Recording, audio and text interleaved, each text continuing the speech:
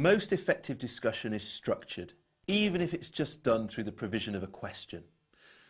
The idea here is that the structure provides a framework which students can use so that their talk is purposeful.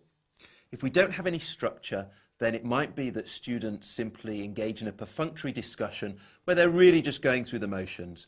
Or it might even be that they start discussing and then the lack of structure means that they move off into social chat and they're really just pretending that they're engaging with the content.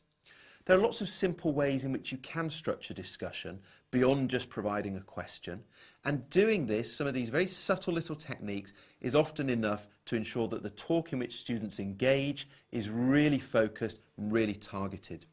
So one simple technique is to provide a time limit.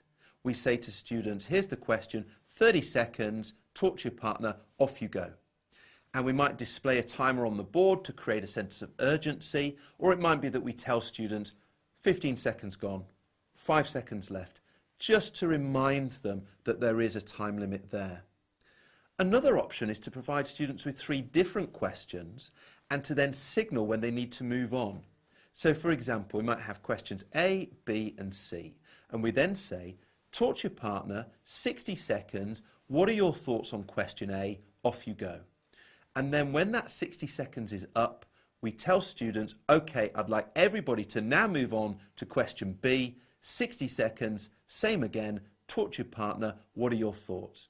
And we do that again for question C. Now what's happening here is that as the teacher, we're structuring the talk by saying, okay, we're going to have question A, question B, question C, so the discussion is going to move through 3 phases. In addition, we let students know when that 60 seconds is up because they don't necessarily have as accurate an understanding of time in the classroom as we do, and also they're not alive to it in the same way that we are. A third technique you can call on is to say to students, what does your partner think? Ask them and then compare. So here's how it might look. In a history lesson, the teacher poses the question, what might life have been like on the Western Front? 30 seconds silent thinking, then ask your partner what they think. Once you've both shared your thoughts, compare the similarities and differences, and then we'll share a few ideas as a class.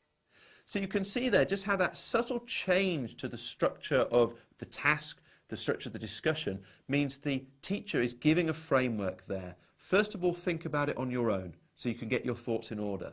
Then, instead of just saying discuss, we say actually ask your partner what they think. So we've got that direction in there. Then, once both partners have shared, what are the similarities and differences? So again, we've got this 3-step process. Get your thoughts in order, then take it in turns to share, then look at the similarities and differences. And what you'll also notice is there we're getting more complex as we go through. Getting your thoughts in order, simply what do I think? Sharing those thoughts, articulating them, but compare and contrast an analysis activity.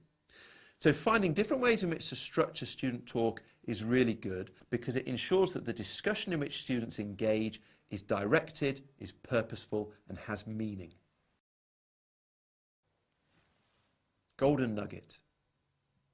Effective discussion is structured even if it's only through the provision of a question.